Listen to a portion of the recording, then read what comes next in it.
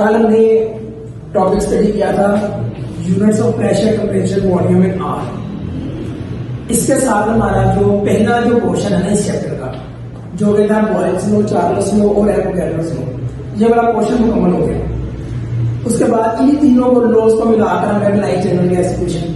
General gas equation के अंदर जो आर था उसके हमने यूनिट्स वगैरह कल भी चेक किए थे। अब हम जो हमारा नेक्स्ट टॉपिक स्टडी कर रहे हैं ना, ये चौथा लॉ है, इसका नाम है Dalton's law of partial pressure. अब हमने Dalton's law of partial pressure study करना है। इससे पहले कि हम ये देखें कि डाल्टन्स लॉ क्या है, हमें ये देखना पड़ेगा कि पार्शियल प्रेशर क्या है, क्योंकि डाल्टन का जो लॉ है वो इसी के बारे में है, पार्शियल प्रेशर के बारे में। देखो बच्चों, पार्शियल प्रेशर का मतलब होता है कि अगर हमारे पास किसी बर्तन के अंदर मुख्तलिफ गैसेस का मिक्सचर है, आपने 2 या 3 या 4 या 5 गैसें एक जगह पे इकट्ठी कर दी है, जैसे हवा, एयर जो है इसके अंदर आपको पता है डिफरेंट तरह की गैसेस है।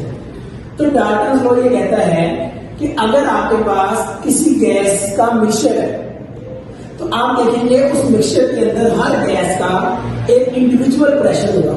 मतलब अगर आपने ये 3 गैसें मिक्स कर दी है ना, तो मिक्स करने के बावजूद इस गैस का प्रेशर अलग होगा, इसका प्रेशर अलग होगा, इसका प्रेशर अलग होगा। मतलब ये तीनों गैसेस अलग अलग प्रेशर एक्सर्ट करेंगी। किसी गैस का जो एक अपना इंडिविजुअल प्रेशर है ना, वो प्रेशर उसका पार्शियल प्रेशर कहलाता है। मतलब ए, बी और सी आपने 3 गैसेस मिक्स की, तो इसमें जो ए का प्रेशर होगा वो इसका पार्शियल प्रेशर कहलाएगा, बी का जो प्रेशर होगा वो इसका पार्शियल प्रेशर कहलाएगा, इस तरह सी का अपना पार्शियल प्रेशर कहलाएगा। तो पार्शियल प्रेशर का मतलब होता है कि individual pressure exerted by any gas in the gaseous mixture. Individual pressure exerted by any gas in the gaseous mixture is called partial pressure of the gas. Is called partial pressure of the gas. मतलब individual pressure exerted by any gas in the gases mixture. अगर आपके पास gases का mixture है तो उसमें हर gas का अपना अलग अलग प्रेशर होता है, जो कि दूसरी गैस के ऊपर डिपेंड नहीं करता। किसी गैस का अपना इंडिविजुअल प्रेशर जो है वो उसका पार्शियल प्रेशर कहलाएगा। जैसे आप इस तरह से करेंगे, suppose we have mixture of 2 gases A and B। अगर हमारे पास 2 गैसेस का मिक्सचर है तो उसमें A का अलग प्रेशर होगा, B का अलग प्रेशर होगा, तो हम कहेंगे partial pressure of gas A, this is called PA, and partial pressure of gas B is called PB। अगर 2 गैसेस हैं तो दोनों का अलग अलग प्रेशर होगा, वो उन दोनों का अलग अलग पार्शियल प्रेशर कहलाएगा।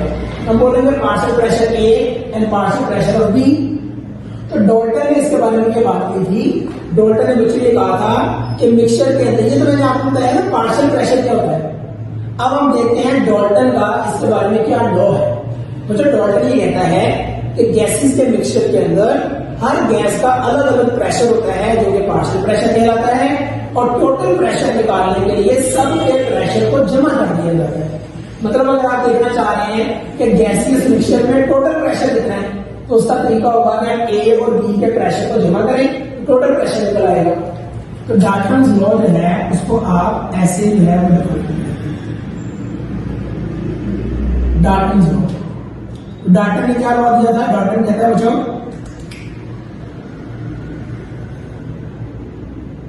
इन दी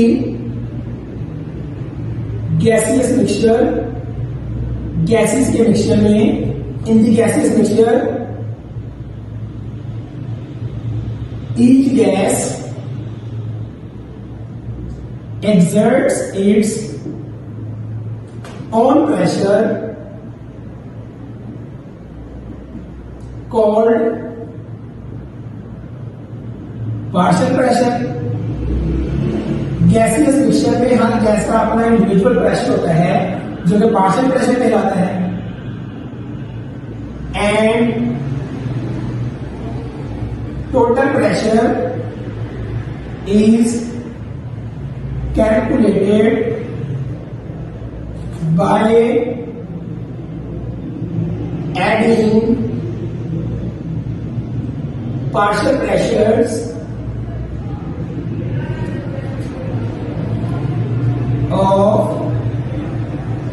individual gases.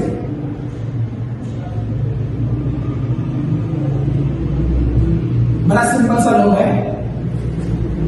मिक्सचर के अंदर हर गैस का अपना प्रेशर होता है जिसको पार्शियल प्रेशर कहते हैं, और टोटल प्रेशर निकालने के लिए सबको जमा कर दिया जाता है। मतलब आप कहेंगे according to Dalton's law total pressure is equal to PA plus PB। ये मतलब अगर आपने दो गैसेस को मिक्स किया हुआ है तो दोनों का अपना अलग प्रेशर है, और अगर आप दोनों को जमा कर देंगे तो टोटल प्रेशर निकल आएगा। मतलब कोई गैस किसी बर्तन में टोटल कितना प्रेशर एक्सर्ट करेगी, that is equal to the sum of the partial pressure of its individual gases. आप देखेंगे उसमें कितनी गैसेस हैं, सबका अलग अलग प्रेशर है, सबको जमा कर देंगे तो टोटल प्रेशर निकल आएगा। मिसाल के तौर पे एक और मैं आपको एग्जाम्पल देता हूं। For example, you know that air is the mixture of nitrogen gas, oxygen gas, carbon dioxide and argon। आप जानते हैं कि एयर के अंदर बुनियादी तौर पर ये चार गैसेस पाई जाती हैं। तो डाल्टन्स लॉ कहता है इन सबका अलग अलग प्रेशर होगा। नाइट्रोजन का प्रेशर कहलाएगा partial pressure of nitrogen, oxygen के प्रेशर को बोलेंगे partial pressure of oxygen, carbon dioxide के लिए बोलेंगे partial pressure of carbon dioxide, और आर्गन के लिए बोलेंगे partial pressure of argon.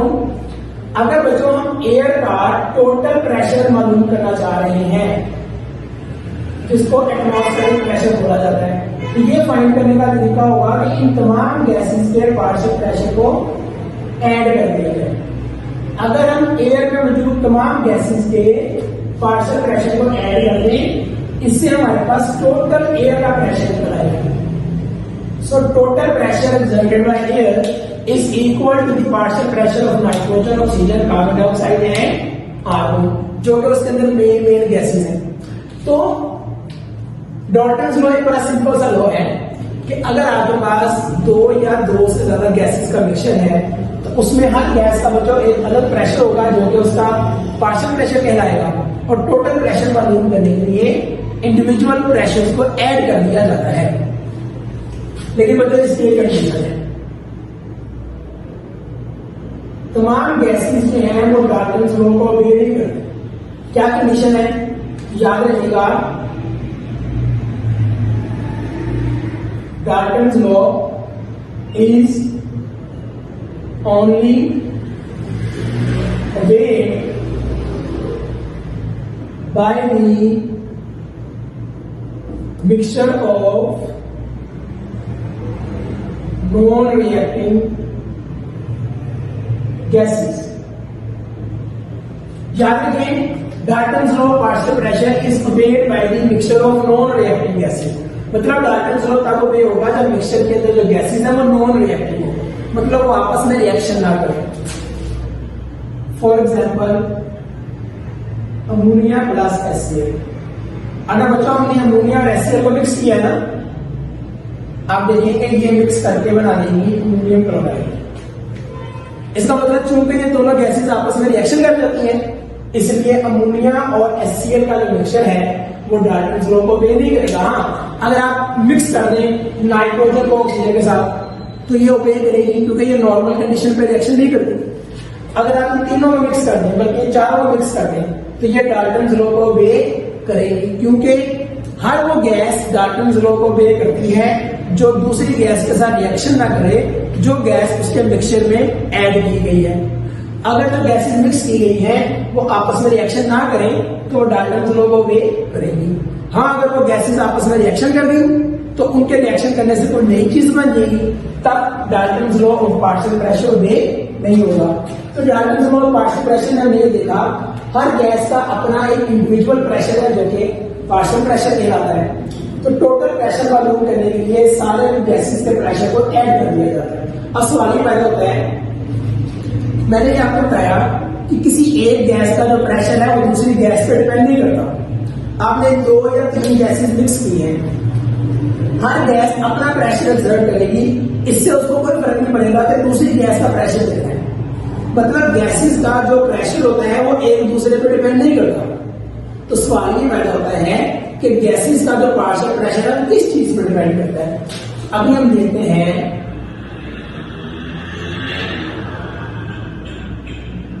Dependence of partial pressure.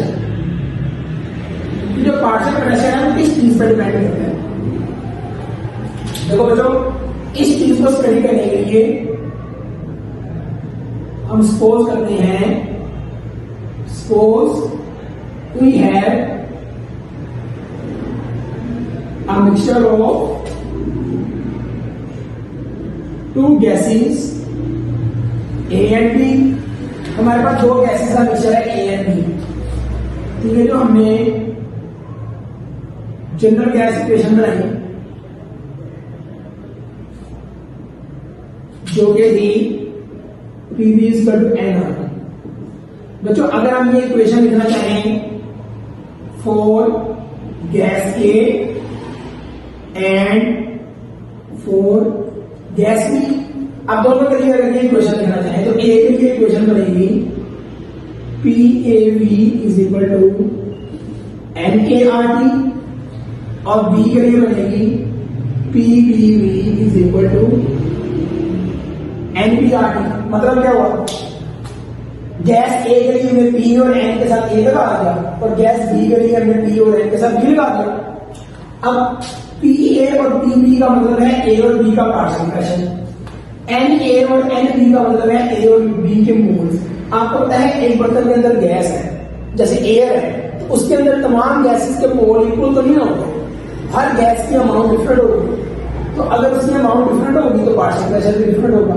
V का मतलब है कंटेनर का वॉल्यूम। उस चूंकि दोनों गैसेस एक ही बर्तन में है तो आप देखेंगे दोनों का वॉल्यूम सेम होगा जो कि वॉल्यूम ऑफ दी कंटेनर होगा। R जनरल गैस कांस्टेंट है, वो भी दोनों गैसेस के लिए सेम होगा। और T की टेम्परेचर है, वो भी दोनों गैसेस का सेम होगा जो कि उस कंटेनर के अंदर गैस का टेम्परेचर होगा। ये तो नहीं हो सकता ना कि एक बर्तन में 2 गैसेस हो, एक गैस का टेम्परेचर ज्यादा हो और दूसरी का कम हो। चूंकि दोनों एक ही कंटेनर में है, दोनों का टेम्परेचर सेम, दोनों का वॉल्यूम सेम, दोनों का R सेम, लेकिन दोनों का प्रेशर और एम डिफरेंट है। तो बच्चों हम इनको ऐसे तो लिख सकते हैं ना, आप इसको ऐसे भी लिख सकते हैं। आप लिखें PA = NA × RT/V। तो ये यूजर के हम इस तरह इस इक्वेशन को आप लिख सकते हैं PB = NB × RT/V। सही है, V यूजर जाके डिवाइड हो गया RT/V। इसकी वैल्यू दोनों गैसेस के लिए सेम है, उसको हमने कर दिया। देखें RT/V जो एक गैस के लिए है वही दूसरी गैस के लिए है। तो बच्चों हम यहां से बताएं, अगर इसको खत्म कर दें तो हम ऐसे लिख सकते हैं ना, तो आप कहें सो वी कैन से कि PA is directly proportional to NA and PB is directly proportional to NB। देखिए RT और V दोनों गैसेस के लिए सेम है।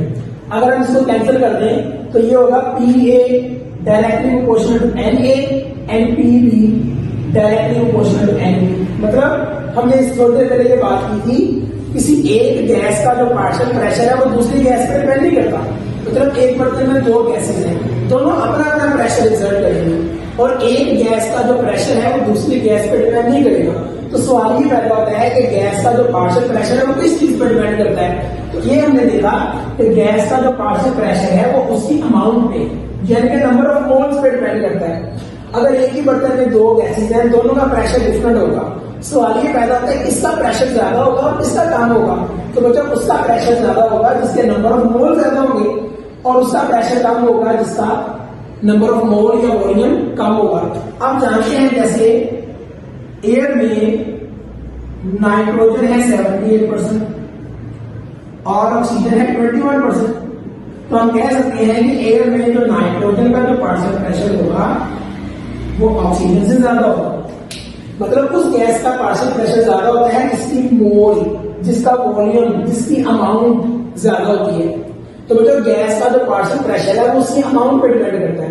मतलब किसी गैस के मॉलिक्यूल जितने ज्यादा होंगे आप देखेंगे उसका जो पार्शियल प्रेशर है वो भी उतना ही ज्यादा होगा। बात समझ आ गई? तो पार्शियल प्रेशर किस पर डिपेंड करता है?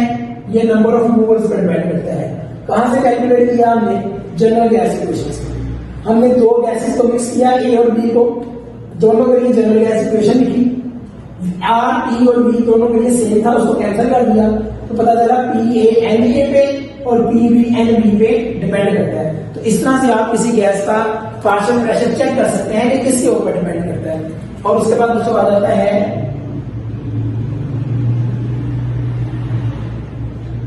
Calculation of partial pressure. अगर हम किसी गैस का पार्शियल प्रेशर कैलकुलेट करना चाहें तो कैसे करें? Calculation of partial pressure. किसी गैस का पार्शियल प्रेशर कितना है कितना नहीं है अगर हम ये फाइंड करना चाहें कैसे करें? देखो बच्चों फिर से हम सपोज करते हैं। Suppose we have a mixture of two gases A and B, और फिर से बच्चों हम जनरल गैस इक्वेशन की हेल्प लेते हैं जो कि होती है NRT।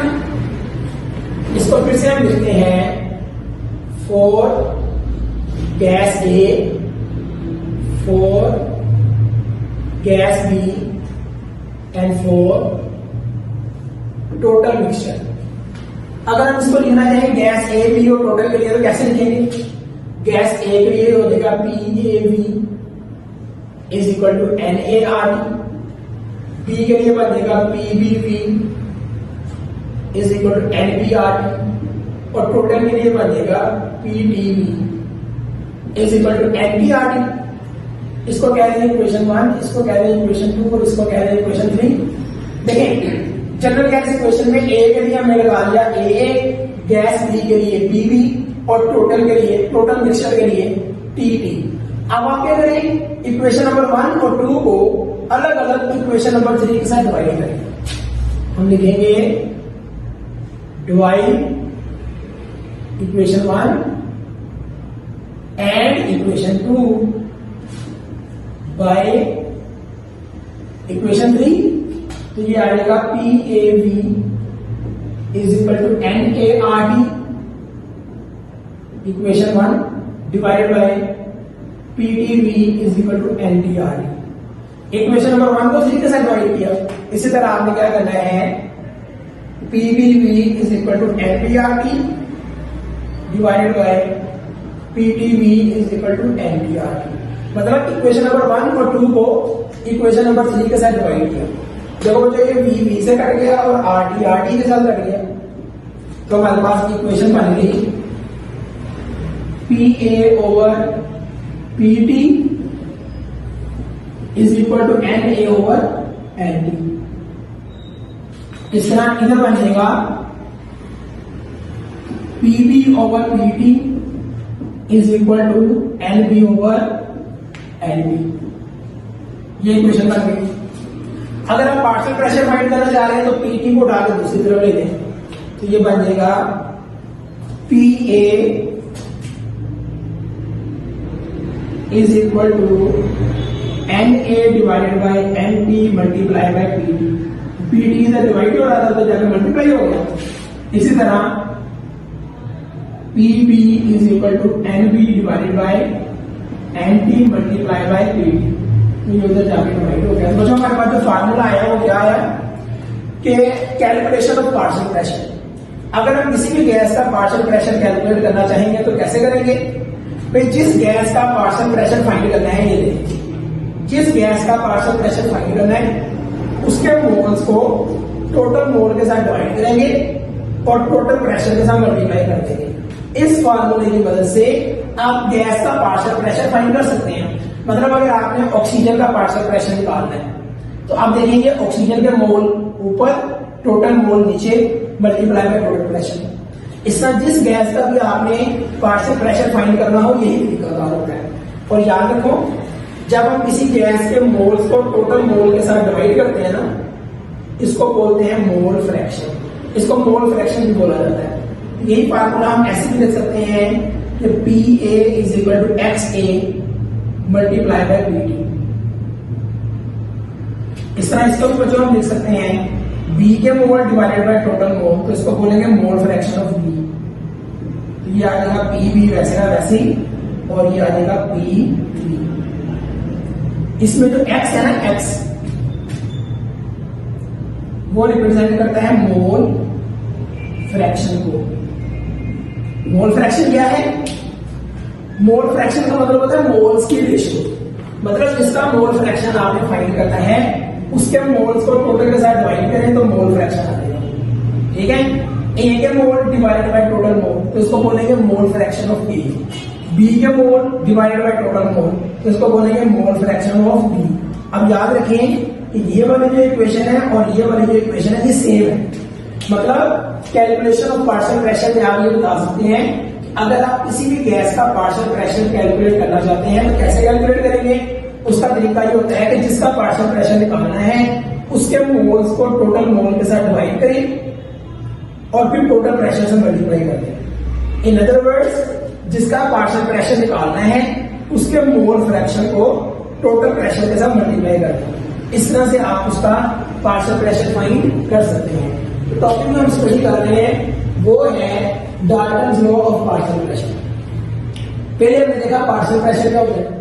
पार्शियल प्रेशर में मैंने आपको ये बताया कि एक मिक्सचर अगर गैसेस का है, 2 या 3 या 4 गैस मिक्स कर दिए आपने, तो उसके अंदर हर गैस का अपना अलग प्रेशर होता है जो दूसरी गैस पर डिपेंड नहीं करता। उस प्रेशर को हम बोलते हैं पार्शियल प्रेशर। डाल्टन ने कहा था कि हर गैस का अलग अलग प्रेशर होगा जो पार्शियल प्रेशर कहलाएगा। टोटल निकालने के लिए सबके पार्शियल प्रेशर को ऐड कर दिया जाएगा। जैसे एयर का प्रेशर निकालना है तो उसके अंदर मौजूद तमाम गैसेस के पार्शियल प्रेशर को जमा करना है, लेकिन इसके लिए शर्त ये है कि गैसेस नॉन रिएक्टिव होनी चाहिए। अगर मिक्सचर में मौजूद गैसेस रिएक्टिव हुई, एक दूसरे के साथ रिएक्शन करती हुई, तो फिर डाल्टन्स लॉ में नहीं होगा। दूसरे नंबर पर हमने देखा कि Dalton's law of partial pressure किस पर डिपेंड करता है। तो जनरल गैस इक्वेशन से हमें पता चला किसी गैस का पार्शियल प्रेशर उस गैस के number of moles per depend करता है। किसका पार्शियल प्रेशर ज्यादा होगा? जिसके नंबर ऑफ मोल ज्यादा होंगे या जिसके मॉलिक्यूल ज्यादा होंगे, एक ही बात है, या जिसका वॉल्यूम ज्यादा होगा, एक ही बात है। अब देखिए एयर में नाइट्रोजन का वॉल्यूम होता है 78% और ऑक्सीजन का वॉल्यूम है 21%। इसका मतलब नाइट्रोजन का पार्शियल प्रेशर ऑक्सीजन से ज्यादा होगा। उसका प्रेशर ज्यादा होगा जिसके मॉलिक्यूल्स की तादाद ज्यादा है। ज्यादा मॉलिक्यूल ज्यादा प्रेशर एक्सर्ट करते हैं, थोड़े मॉलिक्यूल कम प्रेशर एक्सर्ट करते हैं। और आखिर में कैलकुलेशन ऑफ पार्शियल प्रेशर कैसे कैलकुलेट कर सकते हैं। तो फिर हमने जनरल गैस इक्वेशन की मदद से ये कैलकुलेशन की तो हमें पता चला जिसका पार्शियल प्रेशर निकालना है उसके मोल्स को टोटल मोल के साथ डिवाइड करें और टोटल प्रेशर से मल्टीप्लाई कर दें। इन अदर वर्ड्स, उसके मोल फ्रैक्शन को टोटल प्रेशर से मल्टीप्लाई करके हम मोल फ्रैक्शन फाइंड कर सकते हैं। जी हमारा आज का टॉपिक था Dalton's law of partial pressure. इस टॉपिक में अभी कुछ थोड़ा सा काम रहता है और वो है एप्लीकेशंस ऑफ डाल्टन्स लॉ। तो वो हम इंशाल्लाह अगले लेक्चर में जो है वो डिस्कस करेंगे। That's all for today. अल्लाह हाफिज़।